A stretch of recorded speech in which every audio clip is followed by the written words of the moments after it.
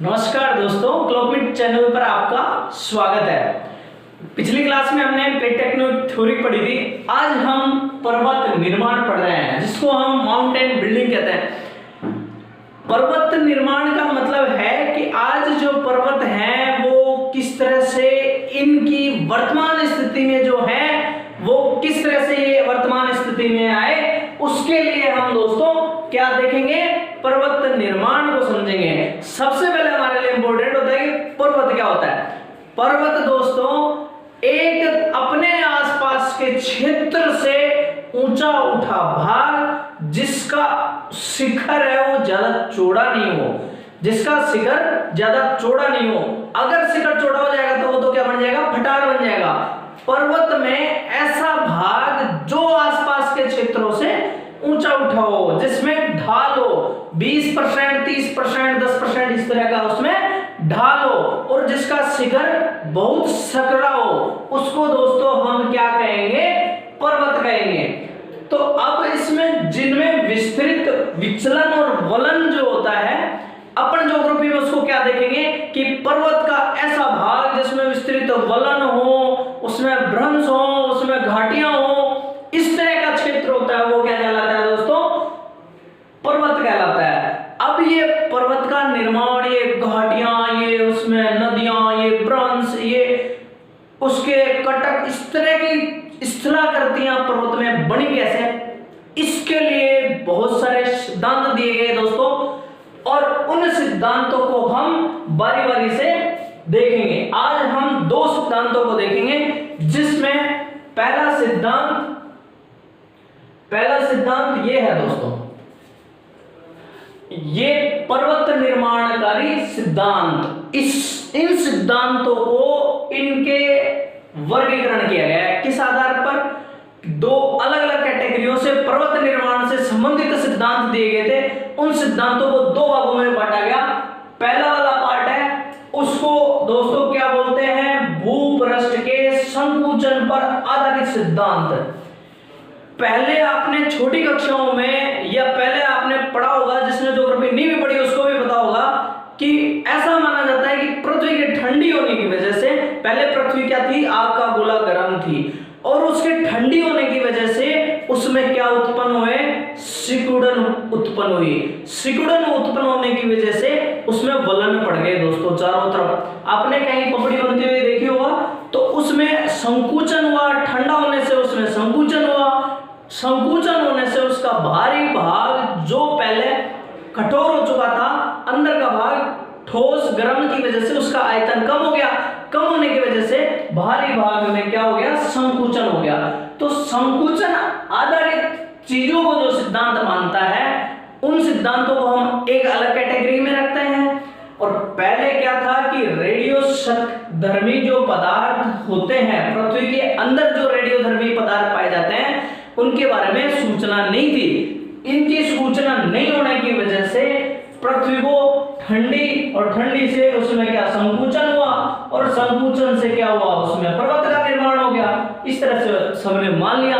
लेकिन बाद में पता चला कि पृथ्वी के अंदर रेडियोधर्मी पदार्थ भी पाए जाते हैं, जिन पदार्थों की वजह से पृथ्वी के अंदर अलग ही ऊर्जा उत्पन्न होती रहती है, और उससे क्या होता है दोस्तों, उसमें अलग अलग विस्तार, पर्वतों का निर्माण, पृथ्वी में हलचल, भूपटल का विस्तार, इस तरह से होता रहता है। आज हम स्वेस तथा आर्गन का सिद्धांत, सबसे पहला ये सिद्धांत, और दूसरा अपन कोबर का सिद्धांत भी पढ़ेंगे। इससे आगे हम इसी वीडियो में आगे कोबर का सिद्धांत भी पढ़ेंगे। सबसे पहले स्वेस तथा आर्गन का सिद्धांत पढ़ रहे हैं। इसमें हम देख रहे हैं कि प्रतिरोधक तथा अप्रतिरोधक, स्वेस तथा आर्गन महोदय ने माना कि प्रतिरोधक तथा अप्रतिरोधक चार बड़े पृथ्वी पर भूखंड थे।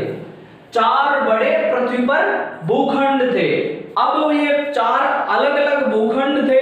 इनका काम क्या था कि ये कहना चाहते हैं कि एक भाग था वो अग्र प्रदेश था, वो इधर से आ रहा है, और एक पश्चिम प्रदेश है जो एक भाग के पीछे है। अब अग्र प्रदेश और पश्चिम प्रदेश तो चुपचाप उधर है, लेकिन अग्र प्रदेश इसके ऊपर आ रहा है, तो उससे उस भाग में क्या बन गया, पर्वत बन गया।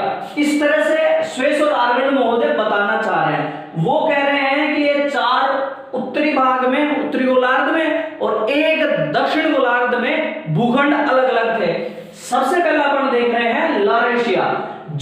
शेष और आर्गन महोदय ने बताया था वो क्या है, लॉरेशिया भूखंड। लॉरेशिया नाम से ही आपको पता होगा कि कनाडा का अधिकांश भूभाग, उसके आसपास के आइलैंड, पश्चिमी द्वीप समूह तथा स्कॉटलैंड जो भाग है, ये सब किसका भाग है, लॉरेशिया का भाग है। तो ये जो लॉरेशिया का भाग है, ये उत्तरी भाग में एक अलग भूखंड हो गया। दूसरा भूखंड बाल्टिक शील्ड के पास में, आज जो बाल्टिक सागर है वहां पर का जो आसपास का क्षेत्र है वो बाल्टिक सागर के पास वाला भाग, बाल्टिक सागर के पास वाला भाग, साथ में यूरोपीय भाग, यूरोप का उत्तरी भाग, यूरोप का उत्तरी भाग, ये और आर्कटिक का एरिया, ये सारा मिलके क्या बना रहा था, बाल्टिक शील्ड बना रहा था। एक भूखंड लॉरेशिया हो गया, दूसरा भूखंड बाल्टिक सी हो गया, शील्ड हो गया। अब तीसरा अपन देखते हैं अंगारा लैंड। ये बड़ा भूखंड था जो रूस, चीन, मंगोलिया, इन भागों को मिलाकर जो भाग बन रहा था, मतलब बाल्टिक सागर वाले भूखंड से लगा के रूस के साइबेरिया जापान तक वाला इलाका है, ये अलग भूखंड था। तो इस तरह से ये ऊपरी भाग के भूखंड हो गए और नीचे का एक भूखंड था जिसका नाम है गोंडवाना लैंड। गोंडवाना लैंड में क्या क्या आ गया, प्रायद्वीपीय भाग, भारत का प्रायद्वीपीय भाग आ गया, और ब्राजील आ गया, ब्राजील आ गया, दक्षिण अमेरिका के कुछ भाग आ गए, अफ्रीका आ गया, दक्षिण अफ्रीका आ गया, तो ये भाग ऑस्ट्रेलिया आ गया।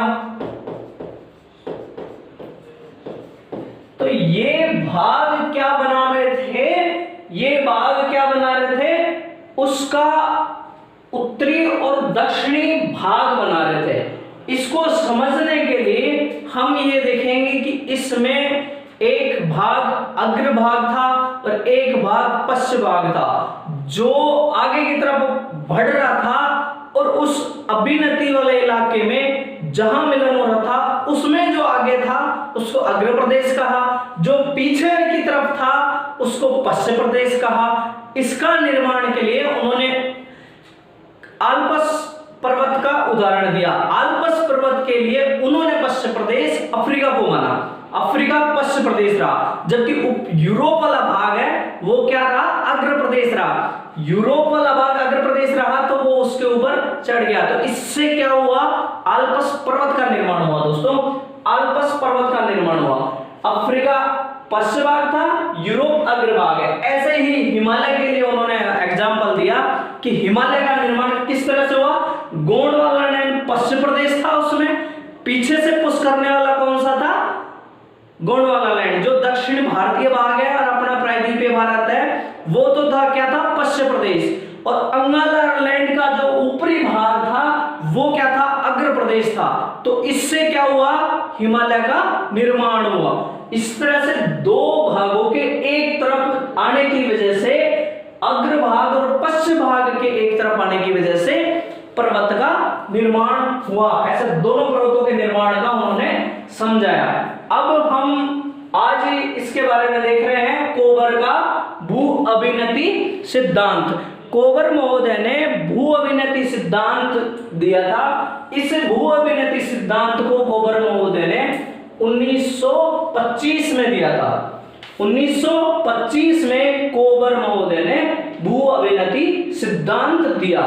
कोबर महोदय कह रहे थे कि प्राचीन काल में इन भागों में अभिनति पाई जाती थी, उसके अग्र भाग और पश्चिम भाग दोनों पाए जाते थे। इस तरह से एक भाग दूसरा है, इधर वो है, दोनों तरफ वाले भाग एक तरफ आ रहे हैं, एक तरफ आ रहे हैं। अब कोबर महोदय कह रहे हैं कि जो ये पृथ्वी है ये क्या है, एक दृढ़ दृढ़ भूखंडों का, किनारों का बना हुआ है। तो इसके किनारे क्या हैं, कठोर है, लेकिन नदियों के लगातार अपर्दन के कारण, नदियों के काटने के कारण उसका कटाव हो जाता है, जो कठोर भाग था उसका कटाव हो जाता है दोस्तों, और वो कटाव की वजह से वो भाग कट के किसमें चला जाता है, अवसादी भाग या अभिनति में चला जाता है। अभिनति में जाने की वजह से वो वहां पर अवसादीकरण होता है, अवसादीकरण होने पे फिर उसका और भी मलबा आ जाता है, तो उसका और नीचे की तरफ दसाव होता है। इस तरह वो दसाव होने के कारण वो और भी भाग हो जाता है और साइड वाला भाग उसके ऊपर आने की कोशिश करता है। तो इस तरह से उसमें क्या होता है, एक साइकिल बन जाता है। इस तरह से एक साइकिल बन गया, इस तरह से एक साइकिल बन गया। इन दोनों साइकिलों के बीच में जो ऐसा भाग आएगा तो यहाँ क्या होगा, यहाँ पर पर्वत निर्माण हो जाएगा। कैसे होगा, इधर से जाएगा, इधर बनेगा, ऐसे चलता रहेगा, तो नीचे का भाग तो ऐसे घूम जाएगा, लेकिन जो ऊपर का भाग है वो दृढ़ भूखंड बन के पर्वत का निर्माण हो जाएगा दोस्तों। इस तरह से हम देख सकते हैं कि प्राचीन दृढ़ भूखंड और अभिनतियों में संबंध बता रहे हैं कोबर महोदय। प्राचीन दृढ़ भूखंडों और अभिनतियों दोनों में आपसी संबंध बता रहे हैं। कोबर महोदय का कहना था कि ये जो दृढ़ भूखंड है उनका अति कठोर भूभाग तथा अभिनतियां हमेशा एक दूसरे के निकट पाए जाते हैं। मतलब जहां पर बहुत कठोर भाग है और जहां भू अभिनति है वो दोनों एक साथ पाए जाते हैं, ये कोबर महोदय का कहना था। उसमें उन्होंने कहा था कि आज पर्वत जहां है वो पहले क्या थे, भू अभिनतियां थी। अब मैंने आपको एक बहुत पहले क्लास ली थी, उसमें समझाया था कि भू अभिनतियां कैसे बनी। अवतलन होता गया, अवतलन होता गया, और वो साइकिल बनता गया और वहां पर भू अभिनतियां बन गई। इस तरह से कोबर महोदय का मानना है कि आज जहां पहले पर्वत है वहां पर पहले भू अभिनति थी। टैथिस भू अभिनति इसका बहुत अच्छा उदाहरण है और बाकी बहुत सारे हैं। तो भू अभिनति की परिभाषा दी क्या कोबर महोदय ने, क्या दिया, भू अभिनति की परिभाषा। भू अभिनति सागर में एक लंबा भूभाग होती है, भू अभिनति सागर में एक लंबा भूभाग होती है, ये भाग हो गया, और इसमें क्या होगा, लंबा संकरा भूभाग है और इसमें क्या होगा, धसाव होता जाता है और ये ज्यादा गहरा होता जाने के कारण अगर सागरीय भाग में है तो इसमें जल हमेशा भरा रहेगा। और ये भू अभिनति जैसे अपन ट्रेंचों को देखते हैं, गहरे सागरीय गर्तों को देखते हैं, वो सब हम देख सकते हैं और उनको हम भू अभिनति के रूप में मान सकते हैं। तो भू अभिनति आसपास के क्षेत्र से अंदर धसा हुआ भाग होता है, उसको अपन भू अभिनति बोलते हैं। उनका कहना था कि कोबर महोदय कह रहे हैं कि पहली अवस्था में संकुचन के कारण, पहली अवस्था में पृथ्वी में संकुचन के कारण भू अभिनतियां बन गई, लेकिन उसके बाद उनमें आपस में एक दूसरे की तरफ आना शुरू हो गया, उनमें संचलन शुरू हो गया। उस संचलन की वजह से भू अभिनतियां निर्माण होना शुरू हो गया। जैसे ये है, ये भू अभिनति है दोस्तों, ये भू अभिनति है और ये संचलन इधर हो रहा है, ये संचलन इधर हो रहा है। यहां अवसादन की वजह से ये भाग नीचे धसता चला जा रहा है। जब ये नीचे धस रहा है तो ये नीचे जाके पृथ्वी के अंदर तो रुकेगा नहीं, ये इधर प्रेशर डालेगा। बहुत अंदर जाने के बाद में क्या होता है, वो प्रेशर साइड में डालना शुरू कर देगा और संवेदनाओं के रूप में इधर ऊपर उठना शुरू कर देता है, ऊपर उठना शुरू कर देता है। तो इस तरह से ये एक साइकिल बन जाता है और इसी तरह सेम इसी तरह यहाँ साइकिल बन जाता है और इस तरह ये साइकिल सेम होने की वजह से दोस्तों यहाँ क्या होगा, ये वाला कठोर भाग ऊपर उठना शुरू कर देगा, क्योंकि इसका यहाँ पृथ्वी के अंदर दसाव नहीं होगा और इसका यहाँ पृथ्वी के अंदर दसाव नहीं होगा। तो ये भूभाग क्या वलन पड़ जाएंगे, इनमें वलन ऐसे पड़ जाएंगे, वलन ऐसे पड़ जाएंगे। अपन किसी चद्दर को या किसी ऐसे लोहे के तार को अगर एक दूसरे से प्रेशर करेंगे तो वो इस तरह का वलन पड़ जाता है। इसी तरह हम देख सकते हैं कि पृथ्वी के निर्माण में, पर्वतों के निर्माण में इस तरह की अवस्थाएं आई। तो कोबर महोदय ने अग्र प्रदेश बताया। अग्र प्रदेश क्या था कि एक दृढ़ भूखंड है, इस दृढ़ भूखंड के किनारे क्या है दोस्तों, किनारे, ये किनारे क्या है, दृढ़ भूखंड है, एक किनारे कठोर है, क्या है, कठोर है, लेकिन इन किनारों में नदियों द्वारा क्या कर दिया गया, नदियों द्वारा क्या कर दिया गया, अपर्दन कर दिया गया दोस्तों। कटाव कर दिया गया। जब नदी समुद्र में गिरेगी तो वो क्या करेगी, कटाव करेगी, और कटाव कर दिया गया तो वो भाग समुद्र की भूअवनति में चला गया। कहां चला गया, समुद्र की भूअवनति में चला गया। अब जब वो भूअवनति में चला गया तो नेक्स्ट स्टेज आ गई उसकी। नेक्स्ट स्टेज में क्या हुआ कि वहां पर अवसादीकरण हो गया। ये जो अवसादीकरण हो गया, अवसादीकरण का मतलब ये है कि ये कठोर भूभाग है, ये कठोर भूभाग है ये वाला, और ये नदियों के कारण काट काट के ये समुद्र की गहरी खाई में जमा होता गया, यहाँ भार बढ़ गया, इसका वजन बढ़ गया, ये नीचे धंस गया, दबाव की वजह से धंस गया। तो इस तरह इसका अवसादीकरण हुआ तो यहाँ भार बढ़ गया तो क्या बन गया, अवतलन हो गया, वो धसाव हो गया। इस धसाव की वजह से दोस्तों क्या बन गया, अवतलन हो गया, अवतलन में धसाव हो गया। अब मैं आपको बता रहा था कि ये क्या है, खाई है, ये क्या है, भूअवनति है। इस भूअवनति में मैं इसको बार बार खाई इसलिए यूज कर रहा हूं कि आपको नॉर्मली समझ में आए। भूअवनति में क्या हो रहा है, यहां अवसादन हो रहा है, भूअवनति में अवसादन हो रहा है। अवसादन की वजह से इसका इधर और ये पूरा मैंने अभी जो बताया वो साइकिल बन रहा है।